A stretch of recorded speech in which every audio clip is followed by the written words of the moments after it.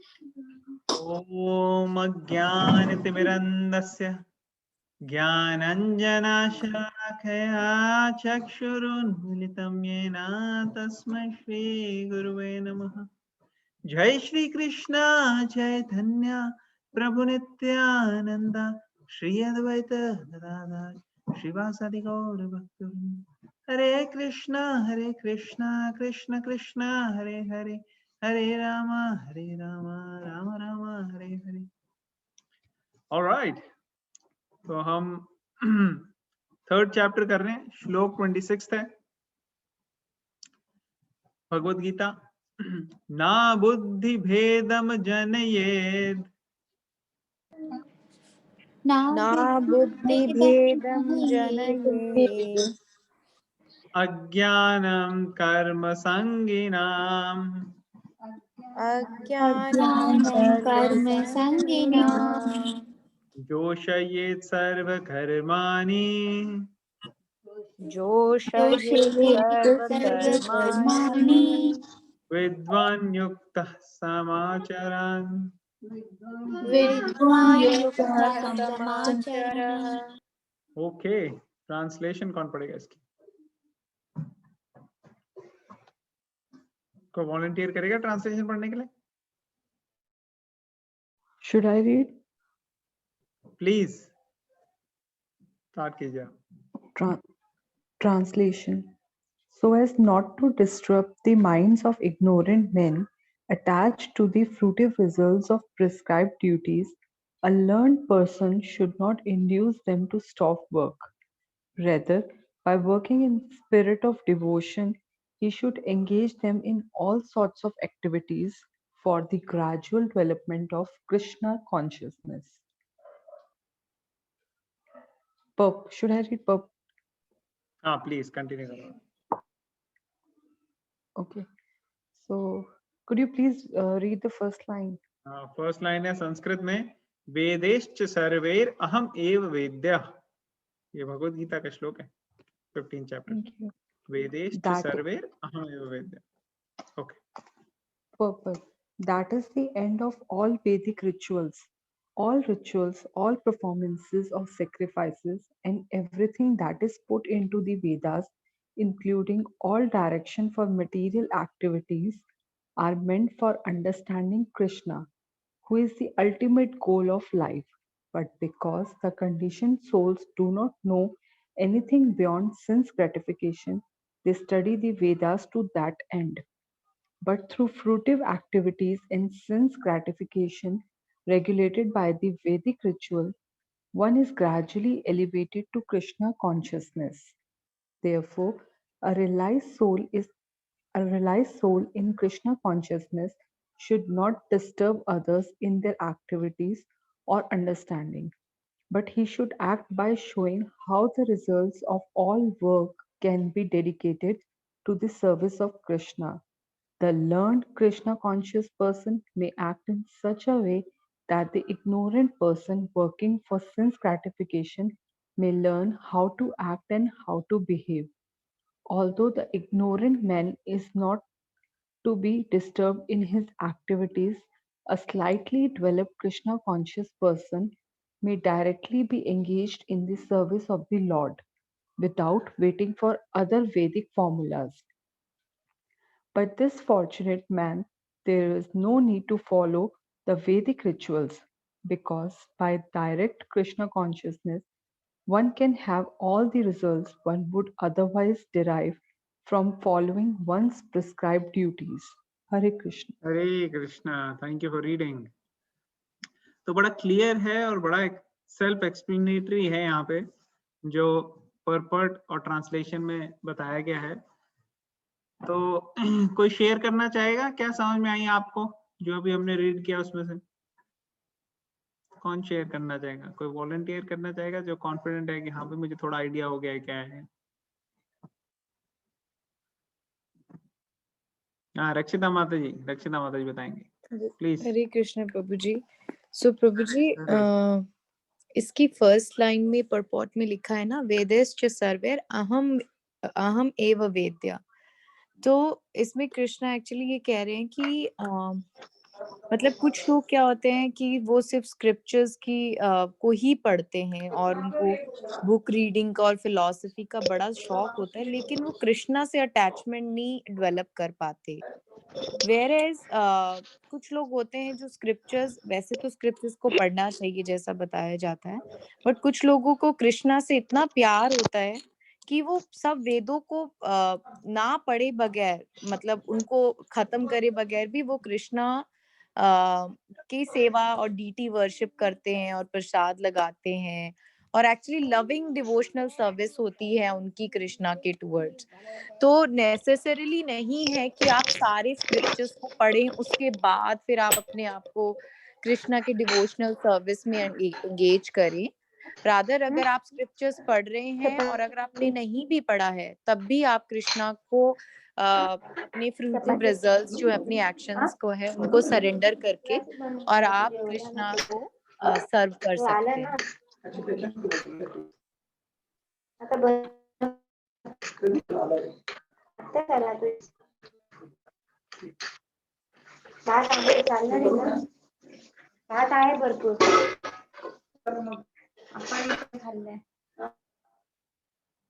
Hare Krishna. Hare Krishna. Okay, thank you Mata ji for sharing.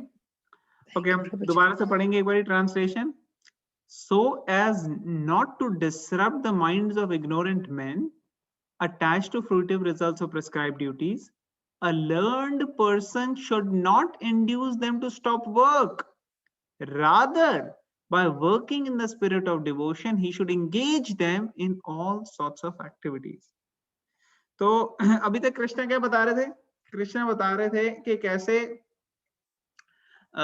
एक जो spiritually advanced person है वो अपने कार्यों को करके भी अपनी स्पिरिचुअल लाइफ को फॉलो कर सकता है। और कितने सारे ऐसे एग्जाम्पल हैं, जैसे राजा जनक का एग्जाम्पल दिया, अपना खुद का एग्जाम्पल दिया कृष्ण ने, और बता रहे थे कि अगर नहीं करेंगे तो बड़ा प्रॉब्लम हो जाएगी। अगर ऐसे तो रॉन्ग एग्जाम्पल सेट होगा, रॉन्ग एग्जाम्पल सेट होगा तो लोग जो है उसी रॉन्ग एग्जाम्पल को फॉलो करेंगे, वो भी अपनी ड्यूटीज नहीं करेंगे, वो भी केयरलेसली बिहेव करेंगे। उनको लोगों को जनरली कोई चाहिए ना, आइडियल कोई मॉडल कुछ चाहिए उनको फॉलो करने के लिए।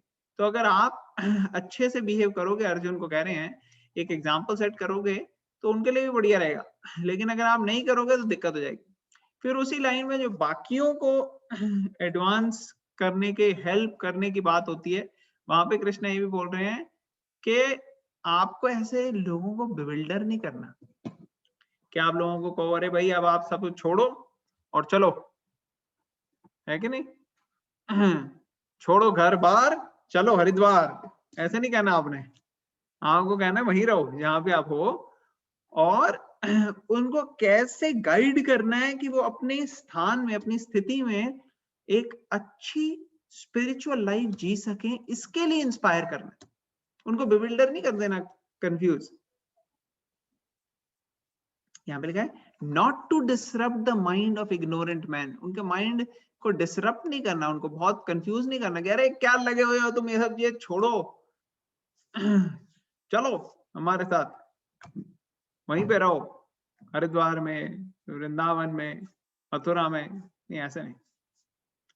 लोग अपने हिसाब से, मोड से, ऑफ नेचर के हिसाब से लगे हुए हैं। कई लोगों को फ्रूटिव रिजल्ट्स के लिए काम करने का मन करता है, वो उस हिसाब से लगे हुए हैं। तो जो बुद्धिमान व्यक्ति होता है वो ये देखता है कि ठीक है ये लगे हुए हैं, अब इसको भगवान से कैसे कनेक्ट किया जाए। जैसे पहले के जमाने में जब ऋषि मुनि आते थे घरों में, तो वो इंस्ट्रक्शन देते, उनको ये सिखाया जाता है सबको कि भाई आपको ऋषि मुनि को अच्छे से ध्यान कर रखना है, सेवा करनी है। और ऋषि मुनि क्यों जाते हैं घर लोगों के? इसीलिए जाते हैं ताकि उनको भगवान के बारे में ज्ञान दिया जाए, उनको स्पिरिचुअल लाइफ में इंगेज किया जाए। तो जैसे इवन के नंद महाराज जो कृष्णा के फादर हैं, उनके घर भी जब आते थे तो नंद महाराज कहते थे अरे देखो हम तो गृहस्थ लगे हुए हैं हाउस होल्ड लाइफ में, हमें तो आपके जैसे चाहिए ऋषि। जब गर्भ नहीं आए फॉर एग्जाम्पल, तो आपके जैसे ऋषि अगर आते हैं हमारे घर तो हमें थोड़ा ज्ञान मिलता है, क्या करना चाहिए क्या नहीं करना चाहिए, थोड़ी वो होती है। हालांकि नंद महाराज तो बड़े एडवांस डिवोटी हैं, लेकिन वो एक एग्जाम्पल दे रहे हैं कि ऐसे करना चाहिए सबको अपनी लाइफ से।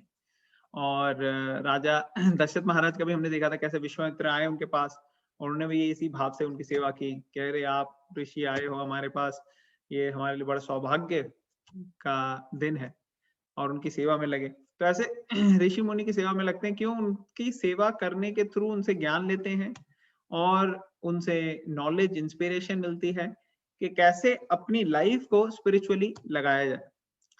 और जो ऋषि मुनि हैं उनके बारे में बता रहे हैं, या फिर कोई जो एग्जेम्पलरी लोग हैं, कृष्णा उस तरीके से अर्जुन को बता रहे हैं कि आपको उनको लोगों को लगाना है भगवान के कार्य में, ऐसे उनको कंफ्यूज नहीं करना, बेविल्डर नहीं करना कि उनको सब कुछ छोड़ दें। उनको ये नहीं कहना कि should not induce them to stop work, ये नहीं कहना छोड़ो ये काम धंधा, चलो वहां। क्यों? क्योंकि वो लगे हुए उनके मोड्स ऑफ मटेरियल नेचर के हिसाब से, वर्णाश्रम धर्म के हिसाब से, उनको उसी कायम में लगाना है। हाँ, ये अलग बात है कि कहीं ना कहीं कोई ना कोई बिल्कुल ब्राह्मणिकल तरीके के होंगे व्यक्ति जिनको शास्त्रों में बड़ा इंटरेस्ट है, उनको पढ़ने में, सीखने में, सिखाने में, उन लोगों को आप ब्राह्मण की ट्रेनिंग दे सकते हो। तो जैसे पहले के टाइम में हमारे मंदिरों में क्या होता था, जैसे आज भी अगर आप जाओगे तिरुपति, उडुपी, ऐसे पुराने पुराने हजार साल पुराने मंदिर हैं, वहां पे छोटे छोटे बच्चों का ट्रेनिंग है बिल्कुल गुरुकुल में। वहां पे देखते हैं बच्चों को छोटी एज से उनके गुरु और माता पिता देख लेते हैं कि इसको अच्छी इंक्लिनेशन है, इसकी स्पिरिट है ब्राह्मणी की व्रत की, तो उसको उसमें गुरुकुल में वगैरह में डाल। और ये बहुत कम बच्चे जो हैं वो इस बात पे चलते हैं, ज्यादातर लोग हाउस होल्ड लाइफ में चलते हैं। अगर आप आज के टाइम में भी देखो, जो समाज है हमारा, उसमें बहुत कम लोग ऐसे हैं जो पूरी डिटेल में शास्त्रों को पढ़ के समझ के अपनी लाइफ में अप्लाई करने की चीजें सिखा सकते हैं, ठीक है ना।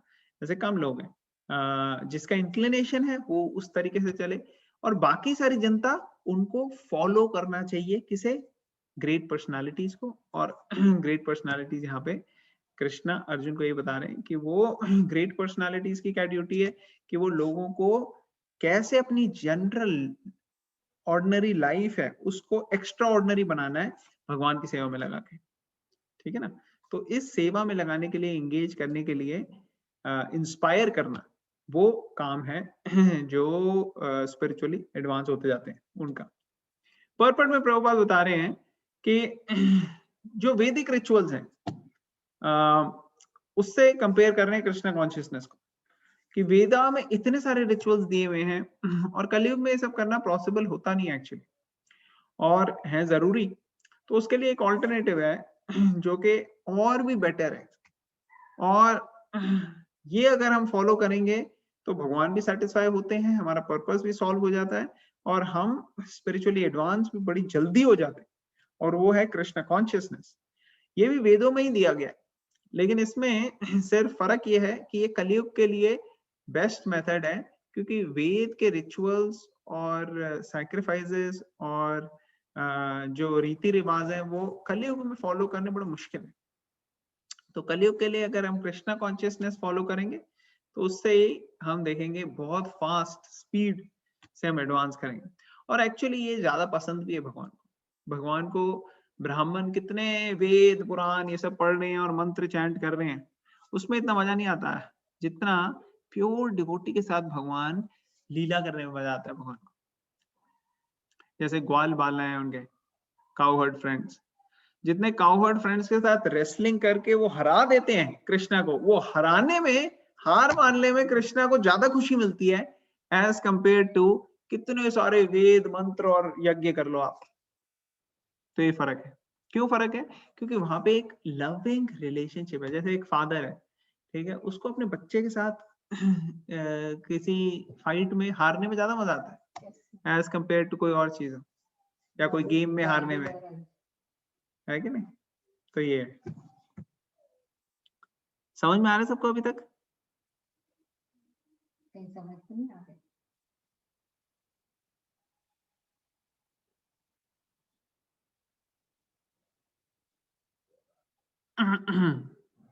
अब पर्पट में और आगे जाएंगे हम।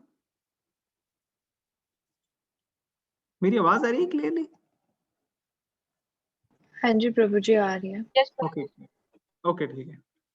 तो क्लियर हो रहा है सबको अभी तक जो हमने डिस्कस किया? हाँ जी।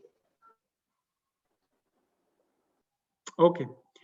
और फिर हम जब भगवत गीता में देखते हैं तो भगवत गीता में 15 चैप्टर में भगवान बताते हैं वेदेश्च सर्वेर अहम एव वेद्य। एक्चुअली वेदों का जो है एसेंस क्या है, मेन मकसद क्या है? मकसद है भगवान को जानना, ठीक है। By all the Vedas I am to be known, ऐसे कह रहे हैं भगवान, ठीक है ना। I am the compiler of the Vedanta. भगवान कह रहे हैं मैंने ही तो कंपाइल के दिए आप लोगों को, and I am the knower of the Veda. और मुझे इसका पूरा ज्ञान भी है और मुझे इसका मकसद भी पता है और मैं आपको ये बता रहा हूँ। तो भगवत गीता के माध्यम से हमें पता लगता है कि वेद के अंदर जो भी दिया हुआ है वो इतना वास्ट, इतना एक्सटेंसिव, इतना सब है उसके अंदर से क्रीम निकाल के भगवान ने हमें भगवत गीता में दी। और लोग इतने लगे हुए हैं अपने सेंसेस को सेटिस्फाई करने के लिए कि ना वो अच्छे से वेदों का एसेंस जानते हैं ना कुछ और। वो कुछ अगर वेदों में से करते भी हैं तो वो शॉर्ट टर्म बेनिफिट लेने के लिए कि भाई शॉर्ट टर्म हमारी ये पूरी हो जाए, ये मनोकामना पूरी हो जाए, ये मुरादें पूरी हो जाए, ये हो जाए, बस उसी में लगे रहते हैं और उसके बियॉन्ड नहीं जाना चाहते, अल्टीमेट बेनिफिट नहीं देखना चाहते। जैसे एक बच्चा है ना, उसको अभी चॉकलेट खानी है, उसको अभी कैंडीज खानी है, केक खाना है, ये सब करना है, उसको बाकी चीजें बच्चे के लिए जरूरी नहीं होंगी कि भाई अपना ध्यान रखना है, अपना होमवर्क करना है या अपना अपने आप को कोई क्रिएटिव चीजों में लगाना है। बच्चों को उसके लिए इंस्पायर करना पड़ता है कई बार। अलग अलग बच्चे अलग तरीके के होते हैं, मगर जस्ट एक एग्जाम्पल है कि कई बारी बच्चे इन चीजों में ज्यादा लग जाते हैं। उसी तरह से कॉमन मासेस जो हैं वो लोग शॉर्ट टर्म सेंस ग्रेटिफिकेटरी चीजों में लग जाते हैं और ये प्रवृत्ति जो है, ये प्रवृत्ति को इजीली डोवटेल किया जाता है, ट्रांसफॉर्म किया जाता है अगर उसके लाइफ में कृष्णा के साथ कनेक्ट करा दिया जाए अलग अलग एस्पेक्ट्स को, जो जो उनके कार्य हैं, जो जो उनकी लाइफ है, उसके अंदर लाइक्स, उनके रूटीन, उसका प्रोफेशन, उसको कैसे हम भगवान से कनेक्ट करा दें, वो परफेक्शन है, ठीक है ना। तो यही भगवान कह रहे हैं, ऐसे इंस्पायर करना चाहिए, ना कि बल्कि डिस्टर्ब करना चाहिए इसको, ठीक है। फिर यहाँ बता रहे एक बुद्धिमान कृष्णा कॉन्शियस व्यक्ति उसको इस तरीके से एक्ट करना चाहिए कि जो बाकी लोग हैं, इग्नोरेंट पर्सन, वो भी सीख सके कि हमें कैसे एक्ट करना है, कैसे बिहेव करना है। और उनको आइडियल्स चाहिए, जैसे मैं बता रहा था।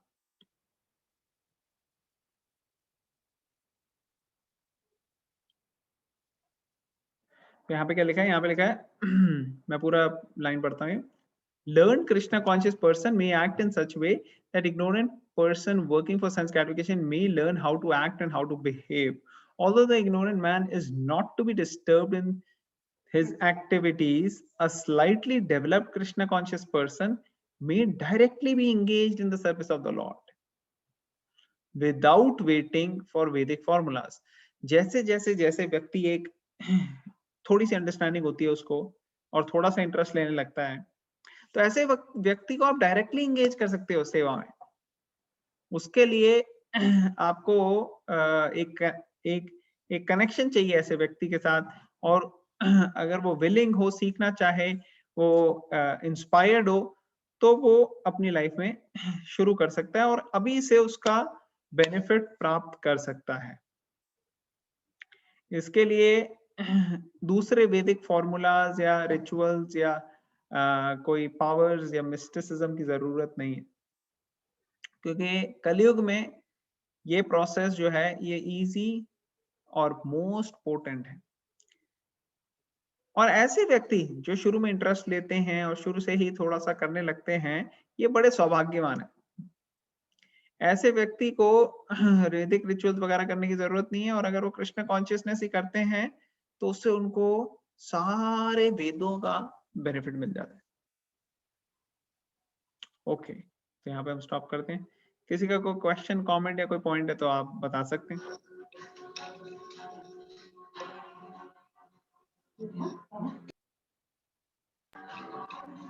हाँ मधु माता जी, आप बोलेंगे?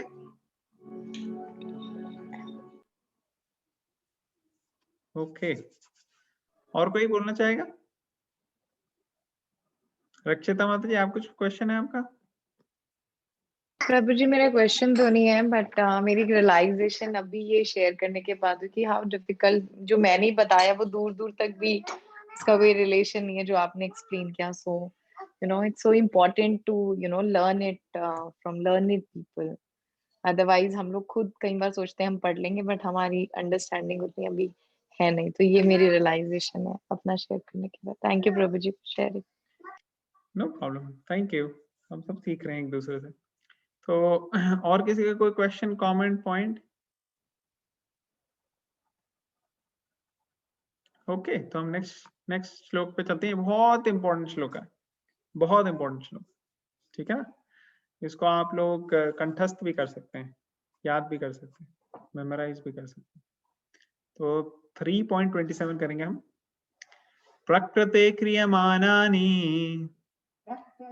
प्रकृते क्रियमाणानि गुणैः कर्माणि सर्वशः गुणः कर्माणि सर्वशः अहंकार विमूढ़ात्मा अहंकार विमूढात्मा कर्ताहम् इति मन्यते।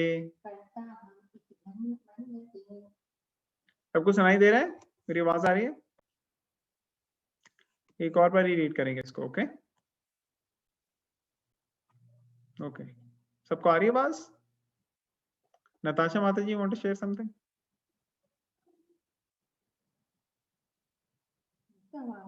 Natasha Mataji, Raksha Mataji are raising hands.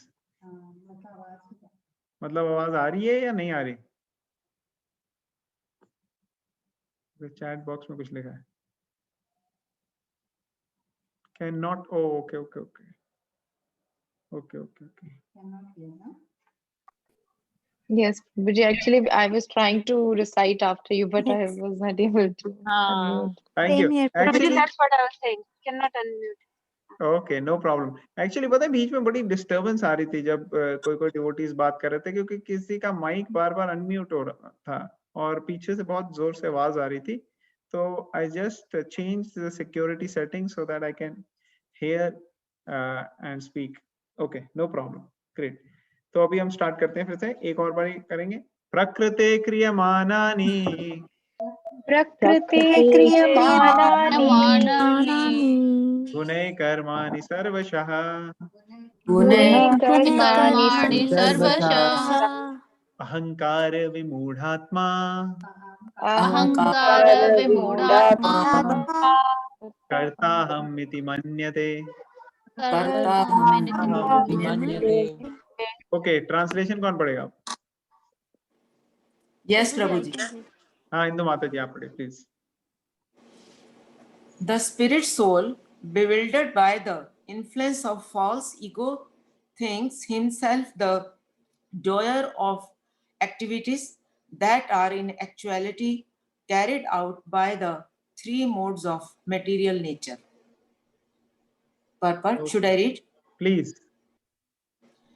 Two persons, one in Krishna consciousness and other in material consciousness, working on the same level, may appear to be working on the same platform, but there is a wide gulf of difference in their respective positions. The person in material consciousness is convinced by false ego that he is the doer of everything. He does not know that the mechanism of the body is produced by material nature, which works under the supervision of Supreme Lord. The materialistic person has no knowledge that untimely he is under the control of Krishna. The person in false ego takes all credit for doing everything independently, and that is the symptom of his nascence. He does not know that this gross and subtle body is the creation of material nature, under the order of Supreme Personality of Godhead. And as such, his bodily and mental activities should be engaged in the service of Krishna, in Krishna consciousness. The ignorant man forgets that the Supreme Personality of Godhead is known as Rishikesa, or the master of the senses of material body, for due to his long misuse of the senses in the sense gratification, he is factually bewildered by the false ego, which makes him forget his eternal relationship with Krishna. Hare Krishna. Hare Krishna, thank you so much for reading. तो translation पढ़ते हैं फिर से। Spirit soul जो कि आत्मा है वो बिविल्डर हो जाती है, कंफ्यूज हो जाती है। किस वजह से? ये जो फॉल्स ईगो है, फॉल्स ईगो का क्या मतलब होता है? कौन बताएगा फॉल्स ईगो का क्या मतलब है? हमने इतनी बारी अभी पढ़ा है false ego, false ego, false ego. ये फॉल्स ईगो के क्या मतलब है? पहले हम उनसे स्टार्ट करेंगे जो लोग नए हैं अभी हमारे कॉन्फ्रेंस में, जिन्होंने ये भगवत गीता की सीरीज पहली बार ज्वाइन करी है। कौन जवाब देना चाहेगा? Bhavya is there today? Rashika, Bhavya? I don't know, but हम कह सकते हैं कि यू नो घमंड या फिर अहंकार जो होता है हम सब में, where we feel that we are the only one. Okay, तो वो तो ईगो हो गया। मैं की फीलिंग। फॉल्स का क्या मतलब है? फॉल्स ईगो क्या होता है? हरे कृष्णा। इसमें जैसे एग्जाम्पल हम रावण का भी दे सकते हैं, उसका भी फॉल्स ईगो में कह सकते हैं उसको हम। कौन बोल रहा है? Rashika. Okay okay, Rashika, good example Ravana का दे सकते हैं। तो ये फॉल्स क्यों लिखा है यहाँ पे? फॉल्स ईगो, झूठी का क्या मतलब? मतलब जैसे हमने एग्जाम्पल में भी देखा था, उसके पास अपने वो कहते हैं ना कि रावण जैसे अपने आप को मैं ही सब करता है, लेकिन एट दी एंड वो कुछ होता ही नहीं है। चाहे उसने जितने भी भक्ति वगैरह करके पावर्स लिए है, सब लिए है, लेकिन वो अलग राह पे चलता है। और मतलब जो वो करता है वो मतलब आई कांट एक्सप्लेन अभी इतना, मतलब I know but I am not able to explain properly. You gave an excellent example, Ravan.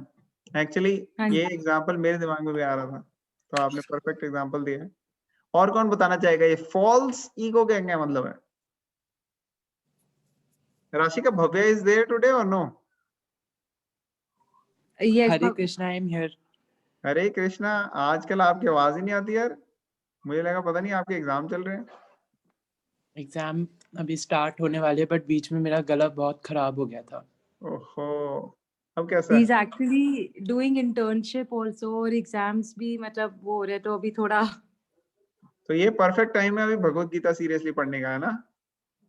Yes. क्योंकि जब ज्यादा प्रेशर है, इसका मतलब ज्यादा प्रेशर रिलीव कराने के लिए और सीरियसली करनी पड़ेगी भगवत। तो आप बताओ ये फॉल्स ईगो क्या क्या मतलब है? मतलब जैसे अर्जुन जब अच्छे से नहीं मैं एक्सप्लेन कर पाऊंगा, बट सॉरी मैं कह रहा था जैसे अर्जुन जब प्रेशर में था, एकदम प्रेशर सिचुएशन, लड़ाई स्टार्ट होने वाली है हर तरफ से, नो टाइम राइट नाउ, तो कृष्णा ने कहा बैठ यहाँ पे, तू आ जा, पहले बैठ यहाँ पे, तू सुन ये भगवत गीता सुन, फिर उसके बाद बात कर। तो उसी तरीके से हमें थोड़ा बैठ के रोज 5-10 मिनट 15 मिनट भगवत गीता का के अंदर इंटरनलाइज करना चाहिए। ओके, हाँ, आप भव्य फॉल्स ईगो बता रहे थे। मतलब आई don't know if I am right और नॉट, बट फॉल्स ईगो का मतलब ये हुआ कि अपने आप को गलत वे, मतलब फॉल्स वे में रिप्रेजेंट करना। You right, actually good answer. Actually ego means identity. हमारी ईगो मींस हमारी जो आइडेंटिटी हमारे अंदर है, हम सोचते हैं कि हमारी क्या आइडेंटिटी है। और फॉल्स ईगो मींस हम अपनी आइडेंटिटी ये समझते हैं कि ये शरीर ही हम हैं, ये फॉल्सली आइडेंटिफाई करते हैं, ये है फॉल्स ईगो। क्या होता है फॉल्स ईगो का मतलब? Wrong identification of our self, thinking our self as this body. अब कोई आपसे पूछता है क्या है, कौन हो आप, तो आप कहते हो मैं भव्य हूँ, मैं स्टूडेंट हूँ, मेरे एग्जाम है, मैं इंडियन हूँ, मैं मेल हूँ। तो ये सब की सब चीजें जो है बॉडी से रिलेटेड है, राइट? हम सब अगर हमारे से कोई भी पूछे तो हम अपना जेंडर बताएंगे, कंट्री बताएंगे, हम अपना कोई गोल बता देंगे कि मैं एस्पायरिंग ये हूं, लेकिन हम समझ नहीं पा रहे कि एक्चुअली हु वी आर, क्योंकि हम रॉन्गली आइडेंटिफाई अपने आप को करते हैं। ये है फॉल्स ईगो। सबको समझ में आ रहा है? हाँ जी। अब क्लियर हो रहा है सबको फॉल्स ईगो के क्या मतलब है? यस। थोड़ा बहुत तो आइडिया सबको था, बट ये स्पेसिफिकली समझना कि ट्रू ईगो भी है। ऐसा नहीं है कि हमारी सिर्फ फॉल्स ईगो ही है। ट्रू ईगो क्या है फिर हमारी? ट्रू ईगो मींस असली जो हमारी आइडेंटिटी है।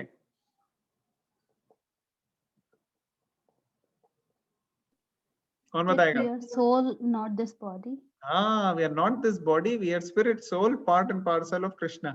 जीवेरा स्वरूप होए कृष्णेर नित्यदास। जो स्क्रिप्चर्स हैं, जो शास्त्र हैं, वो ये बताते हैं कि जीव का स्वरूप क्या है कि वो कृष्ण का नित्य सेवक है।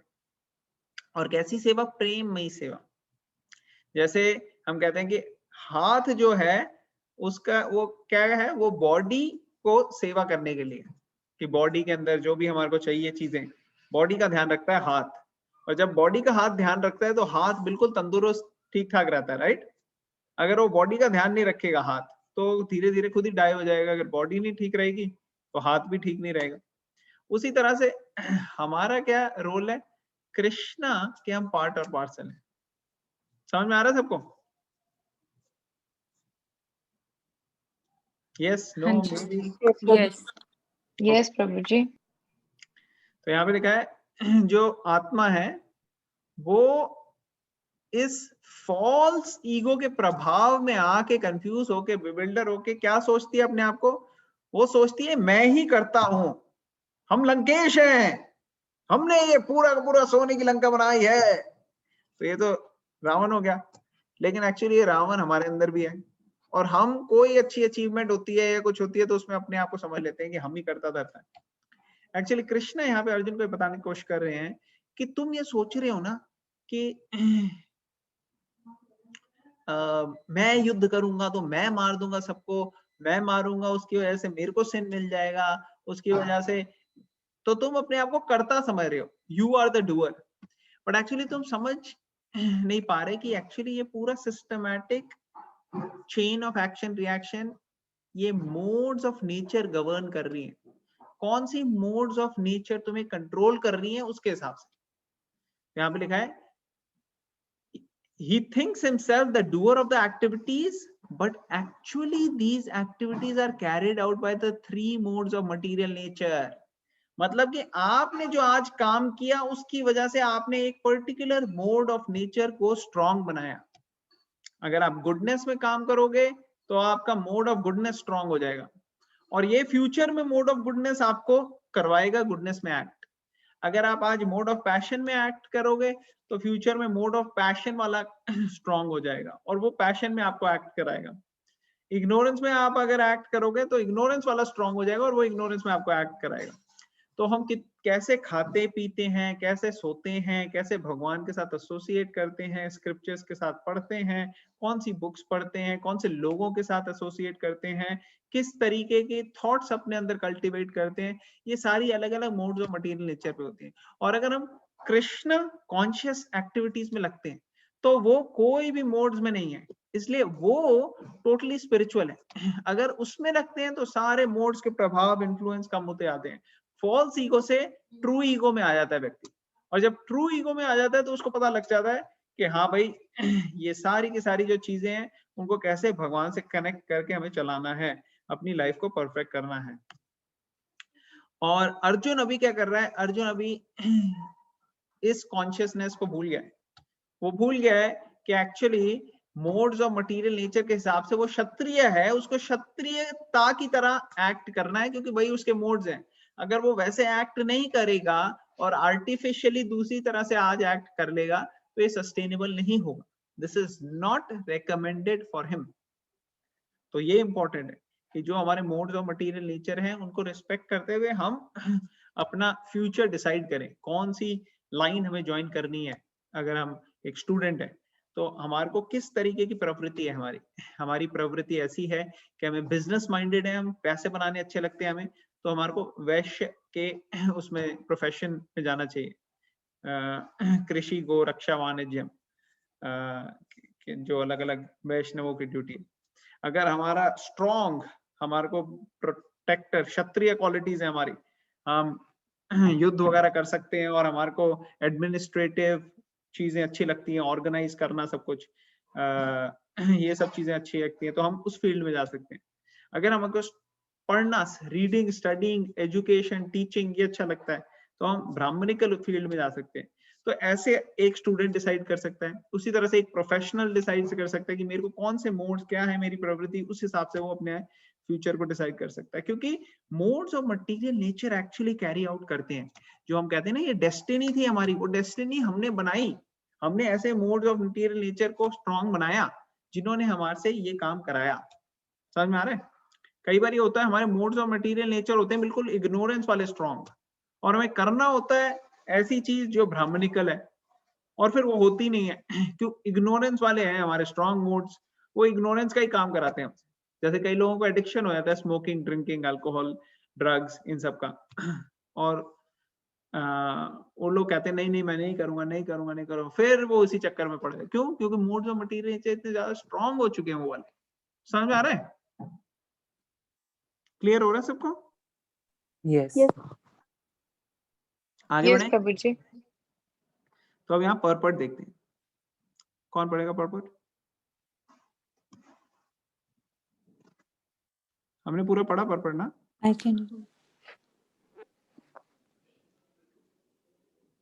यस, तो पूरा ही पढ़ दिया था, पूरा ही पढ़ पढ़ दिया दिया था। ना? हाँ जी। हाँ, तो इसको थोड़ा डाइसेक्ट करेंगे। ये पहली लाइन को रीड करेगा एक बार दोबारा से। I will read. हाँ पढ़ो। Two persons, one in Krishna consciousness and the other in material consciousness, working on the same level may appear to be working on the same platform, but there is a wide gulf of difference in their respective positions. तो ये तो clear है, ये हमने पहले discuss किया है, नहीं किया है? किसी को याद है ये वाला पॉइंट? प्रभु जी एग्जैक्टली। हाँ बताइए रक्षिता माता जी, कुछ बोल रहे हैं? तो मेरे को ये रीड करके ना वो वाला एग्जाम्पल याद आ रहा है। एक बार आपने बताया था ना कि वो एक ट्री की ब्रांच पे दो बर्ड होते हैं। पता नहीं, आई डोंट नो मैं रिलेट सही भी कर रही हूँ कि नहीं। हमने सेकंड चैप्टर में पढ़ा था। हाँ, ये Yes, नताशा even माता I ji, am thinking of that. ये नताशा माता जी ने भी बताया, ये कल ही हमने डिस्कस किया एक्चुअली डिटेल में, कि कैसे दो व्यक्ति सेम काम कर रहे होते हैं, लेकिन एक कर रहा है भगवान को सेंटर बना के, दूसरा कर रहा है अपने मटेरियल सेंस ग्रेटिफिकेशन को सेंटर बना के। तो दोनों देखने में तो सही काम करते हैं। जब मैंने एग्जांपल भी दिया था, किसका एग्जांपल दिया था हमने? जब हमने कहा था सुबह सुबह उठ जाते हैं, दोनों काम करते हैं। प्रभु जी सेज और मटेरियल लोग का अपनी एक माता जी ने, नताशा माता जी ने वर्स रिसाइट किया था सेकंड। कौन से मटेरियलिस्टिक लोगों का एग्जांपल दिया था हमने? जो हमने कहा था वो भी बड़े बिजनेसमैन, सीईओज और जो बड़े बड़े सक्सेसफुल बिजनेसमैन है उनका बारे में बता रहे थे कि वो भी सुबह 3-4 बजे उठ जाते हैं ब्रह्म मुहूर्त में। हाँ, तो मटेरियलिस्ट जो है वो इतनी तपस्या करते हैं अपने गोल्स, मटेरियल गोल्स के लिए, और स्पिरिचुअलिस्ट हैं वो भी तपस्या कर रहे हैं स्पिरिचुअल गोल्स के लिए। तो ये मोड ऑफ पैशन और मोड ऑफ प्योर गुडनेस के लोगों की हो गई बात। इग्नोरेंस वालों को फर्क नहीं पड़ता, वो तो अपना उनको सोते रहते हैं। बट जो क्या कहते हैं, दोनों लोगों का आउटकम है वो बड़ा डिफरेंट हो जाता है। जो मटीरियलिस्ट हैं वो काम तो वो भी कर रहे हैं खूब हार्ड वर्क, लेकिन उनको जो रिजल्ट मिलते हैं वो बेचारे टेम्परेरी होते हैं। वो भी इंजॉय कर सकते हैं, कोई बिलियनियर बन गया, कोई कुछ बन गया, सीईओ बन गया, लेकिन अल्टीमेटली वो नहीं सस्टेन कर पाते, क्योंकि वो डेथ से या किसी किसी सिचुएशन से सब चीजें उनकी चली आती हैं। लेकिन जो स्पिरिचुअल लाइफ में है उनके लिए तो बेनिफिट ही बेनिफिट है, क्योंकि इस लाइफ में वो एंजॉय करते हैं कृष्णा कॉन्शियसनेस, और नेक्स्ट लाइफ में वो कृष्णा के साथ होंगे, या फिर ऐसे सिचुएशन में होंगे जहां और अच्छे से कृष्णा कॉन्शियसनेस कर सके। Okay, Natasha Mata ji will share. Mata ji please. Hare Krishna Prabhuji. I just thought of an example. This is Prabhupada's anecdote. So, Beatles mein George Harrison was his Prabhupada's follower. So he interested in Krishna consciousness. He was doing a lot of Krishna conscious activities and wanted to actually give up the music and stay in the temple as permanent, मतलब जैसे ब्रह्मचारी या सन्यासी की तरह. So he went to allow him to do that. But Prabhupada ने उनको बोला, George Harrison को, कि you are doing such great work with your music, you just need to do this work in Krishna consciousness, or you can influence much more people with your music in Krishna consciousness than you can by becoming a monk in the temple. And he followed Prabhupada's orders and actually inspired so many people with his music. So I just wanted to make the point ki how people that are in rock bands like Beatles can be in such mode of passion and ignorance, and they actually have they get addicted to drugs या alcohol, या फिर इतना उनका music इतना तामसिक हो जाता है that they not only fall down themselves but they drag so many people down with them. Whereas with George Harrison, he went out to release so much music on Krishna consciousness that not only he did well himself but also inspired other people with Krishna consciousness. So staying in the same position, जैसे इस श्लोका में लिखा है, he was able to do Krishna conscious activities and change the life of other people. Hare Krishna, thank you, very nice example, very good. कोई है यहाँ पे जिसको जॉर्ज हैरिसन पता है कौन है? जो नए लोग हैं उनमें से किसी को पता है जॉर्ज हैरिसन कौन है?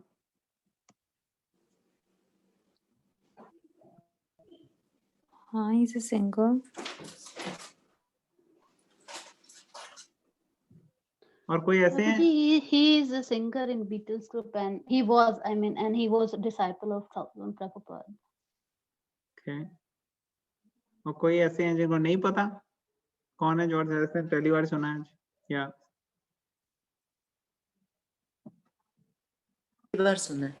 यस, मैंने पहली बार सुना है प्रभुजी, पहली बार ही सुना है. ओके, इंदु माता जी, और किसने पहली बार सुना आज?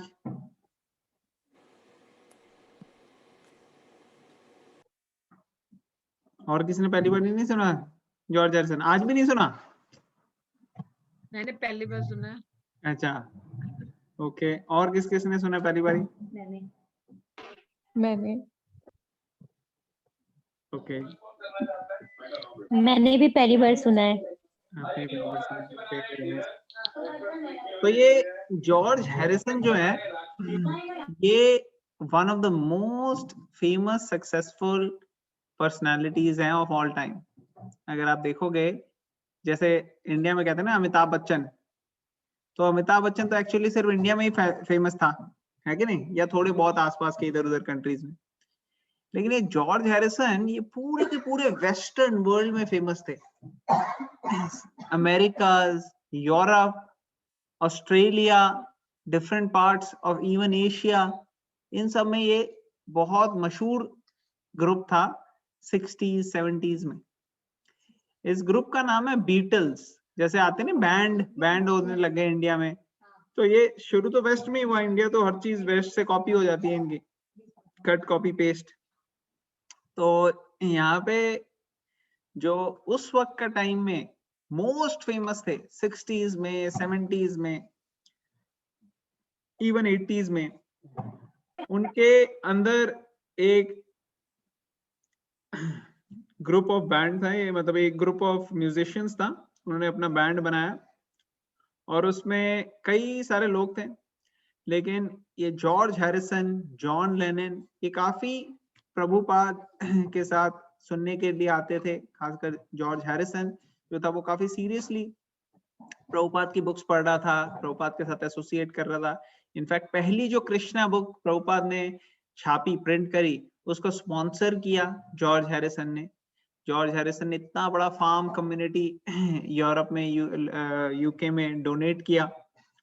तो ये बहुत फेमस लोग हैं और उसकी कई सारी कॉन्वर्सेशंस है प्रभुपाद के साथ, जहाँ पे वो पूछ रहा है प्रभुपाद से क्वेश्चन, प्रभुपाद दे रहे हैं उसको जवाब। और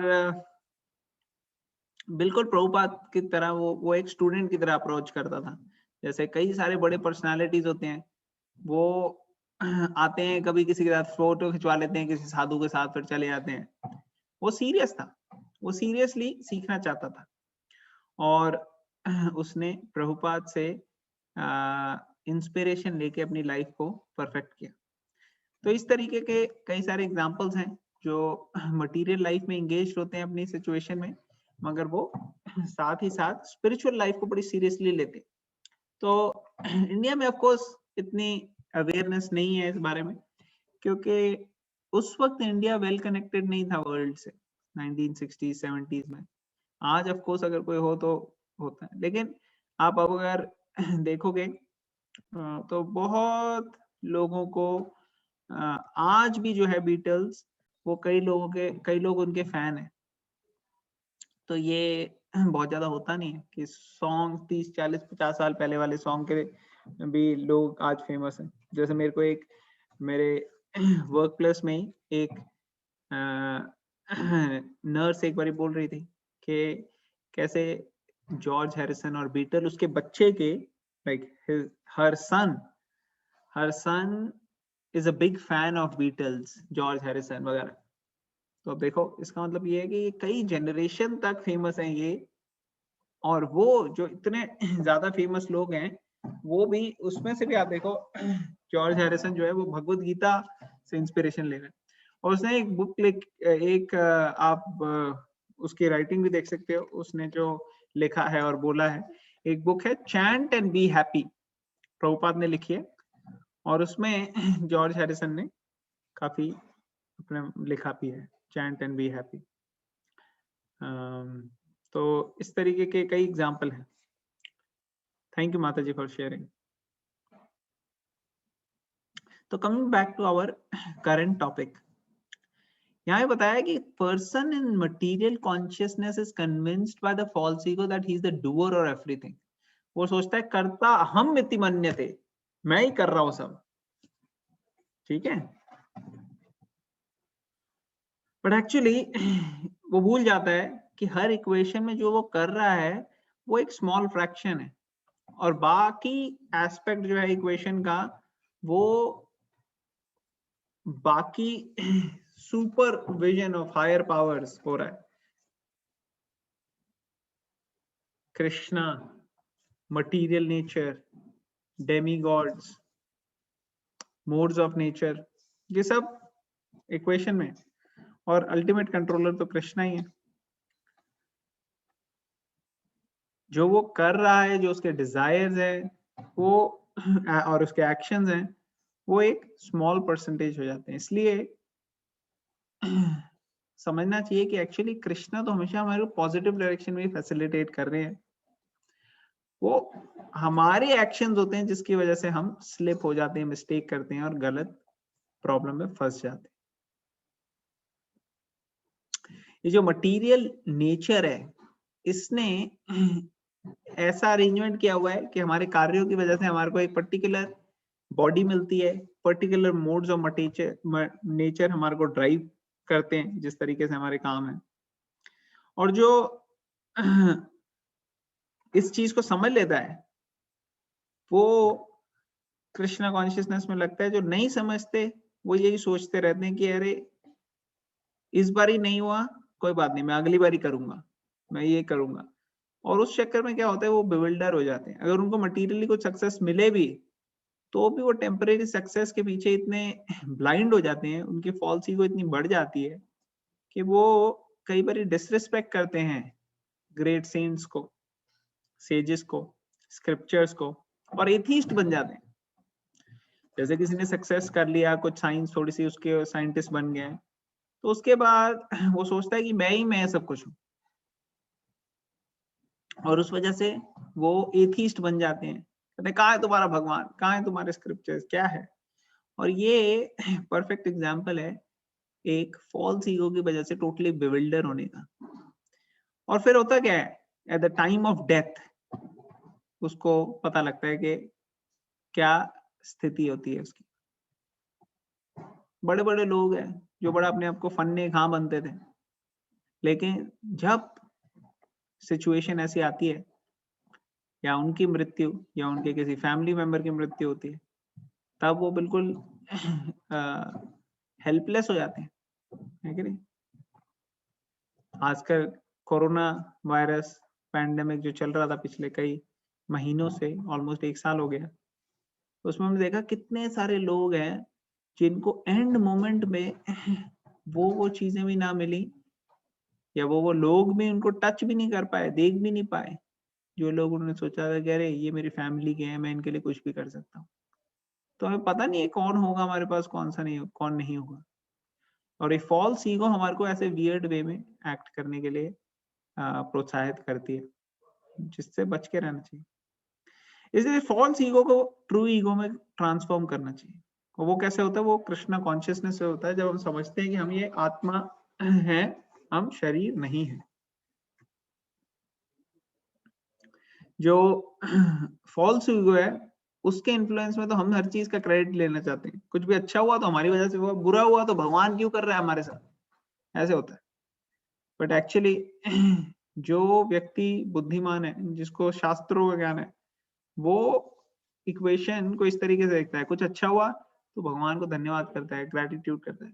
कुछ बुरा हुआ तो सोचता है कि क्या इससे मैं सीख सकता हूँ, भगवान आप हेल्प करो मेरे को गाइड करो, जो भी मेरी गलतियां हुई है पहले की, वो मुझे थोड़ा सा उनसे सिखाओ कि कैसे मैं इसको इम्प्रूव करूँ। तो उसका एटीट्यूड बहुत पॉजिटिव होता है, चाहे अच्छी स्थिति हो या बुरी स्थिति हो, वो ऑप्टिमिस्टिक और रियलिस्टिक रहता है, ठीक है ना। तो इसलिए वो कभी बेविल्डर या डिप्रेस नहीं होता। तो ये भगवत गीता की साइंस को प्रैक्टिकली अप्लाई करने के लक्षण हो जाते हैं।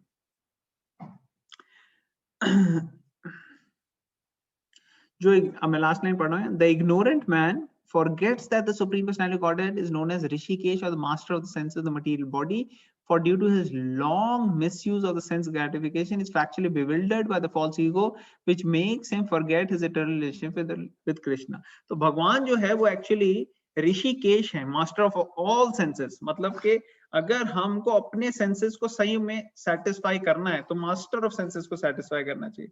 मास्टर ऑफ सेंसेस कौन है? कृष्णा। कृष्णा को सेटिस्फाई करेंगे तो एक्चुअली हमारे सेंसेस ऑटोमेटिकली सेटिस्फाई हो जाएंगे। तो ये इक्वेशन है। डायरेक्टली अगर सेंसेस को सेटिस्फाई करने की कोशिश करेंगे तो सेंसेस कभी सेटिस्फाई नहीं होंगे, वो और मांगेंगे और मांगेंगे। आग में घी डालते जाओ और सोचो कि आग उससे शांत हो जाएगी, शांत, उसको थोड़ा घी चाहिए, दे दो, क्या है, आग है, लेकिन उससे शांत नहीं होगी आग। आग जो है वो बढ़ती आएगी, बढ़ती आएगी, बढ़ती आएगी। जैसे एक शेर है, शेर पिंजरे में बंद है। अब वो क्या करते हैं, जो शुरू में शेर को कैप्चर करते हैं ना, वो कैप्चर करके जो सर्कस वाले होते हैं वो शेर को पिंजरे में ही रखते हैं और शेर दहाड़ता है। जितना ज्यादा भूखा होता जाता है उतना दहाड़ बढ़ती जाती है और वो खाने के लिए बिल्कुल नहीं देते। अब कभी कभार ये लगेगा अरे यार इतना दहाड़ रहा है, इतनी जोर जोर से आवाज आ रही है, इसको दे दो कुछ खाने के लिए, शांत हो जाएगा। लेकिन ये बहुत बड़ी गलती है। अगर दे दोगे उसको खाने के लिए तो शांत भी तो हो जाएगा, लेकिन उसका ये हैबिट और ये बिहेवियर जो है वो बढ़ता जाएगा, वो और शोर मचाएगा। लेकिन अगर आप उसको नहीं दोगे, वो थोड़ा दहाड़ेगा, धीरे धीरे वीक होके, कमजोर होके वो घुटने टेक देगा। वो जब घुटने टेक देता है तब उसकी ट्रेनिंग होती है, तब उसको सिखाया जाता है। तभी आप देखते हो सर्कस के अंदर वो इतने सारे शेर के साथ, एक वहां रिंग मास्टर एक है, इतने सारे शेर है और शेर को एक डंडी दिखा रहा है और शेर डर रहा है। या हाथी को एक डंडी दिखा रहा है और डर रहा है। ये क्या मतलब हुआ? ये इसीलिए हुआ क्योंकि उसने स्टार्व किया उसको और ट्रेनिंग दी। उसी तरह से हमारी जो फॉल्स ईगो है वो, और जो सेंसेस हैं वो चाहती हैं सेंस ग्रेटिफिकेशन करना, फॉल्स ईगो को दिखाना कि देखो मैंने कितना अच्छा किया। ये सेंसेस जो है इसमें, और प्राइड ईगो जो है इसमें डिलाइट लेती है। एक्चुअली ट्रू ईगो और सेंसेस को असली सेटिस्फैक्शन तब मिलती है जब भगवान की सेवा में लगते हैं। भगवान की सेवा में ईगो भी सेटिस्फाई हो जाती है और सेंसेस भी पूरी तरीके से सेटिस्फाई हो जाती है। जैसे भगवान का प्रसाद लेते हैं हम, भगवान की कई हुई जुड़ी हुई चीजें में एंगेज करते हैं। जैसे किसी को म्यूजिक पसंद है तो वो म्यूजिकल इंस्ट्रूमेंट सीख सकता है और भगवान की सेवा में लगा सकता है, जैसे जॉर्ज हैरिसन का एग्जांपल हुआ, कीर्तन कर सकता है। ऐसे ही हर चीज को हम भगवान की सेवा में लगा। ओके, तो आई थिंक आज हम यही स्टॉप करते हैं, दोनों श्लोक हमारे हो गए। कोई कुछ ऐड करना चाहेगा जो हमने डिस्कस किया आज उसमें? कोई क्वेश्चंस, कमेंट्स या कोई पॉइंट्स हो किसी का? Natasha Mata ji, anything you want to add? Rakshita Mata ji? नहीं Prabhu ji, thank you. Okay, great. Prabhu ji, yes Mata. means I was listening some lecture and Prabhuji was telling about that Krishna has the name Madhusudan because he is the killer of Madhu demon, and they feel like this false ego is like kind of honey, Madhu, and that's why I mean only Krishna can kill this false ego, so he has this name. Wow, very good. Please Very correct nice. me. Thank you. Perfect. Hare Krishna. Hare Krishna. Okay, excellent. कोई और share करना चाहेगा?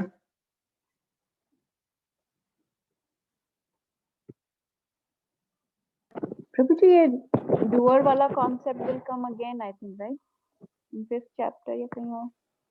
It is complicated to understand who is the real doer.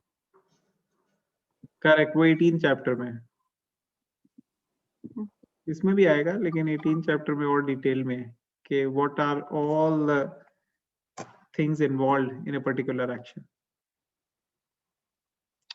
प्रभु जी, माता जी ने मधुसूदन पे क्या share किया? Sorry, मैं पूरा सुन नहीं पाई। मधुसूदन में माता जी ने बड़ा अच्छा शेयर किया। माता जी ने बताया कि जैसे मधु एक दैत्य का नाम है, एक राक्षस का नाम है जिसको कृष्ण ने मारा था। उस तो राक्षस का नाम भी मधु है, और मधु, शहद को भी मधु कहते हैं। तो हमारे लिए जो फॉल्स ईगो है ना, ये हमें शहद के जैसी लगती है कि नहीं, और हम उसके साथ अटैच हो जाते हैं, अच्छी लगती है मतलब हमें। और कृष्णा ने जिस तरीके से मधु को मारा था, उसी तरह से वो हमारी ये कोट अनकोट मधु जो हमें लग रही है मधु के जैसी स्वीट चीज, फॉल्स ईगो, उसको कृष्णा मार सकते हैं और एक्चुअली हमें ट्रू ईगो से रियलाइज करा सकते हैं। Thank you Prabhu ji. Thank you Mata ji. Okay, all right, तो हम यहीं पे एंड करेंगे। Thank you very much all the devotees for joining. Will end it here. Bhagavad Gita की जय। श्री प्रभुपाद जय। की जय। जय। हरे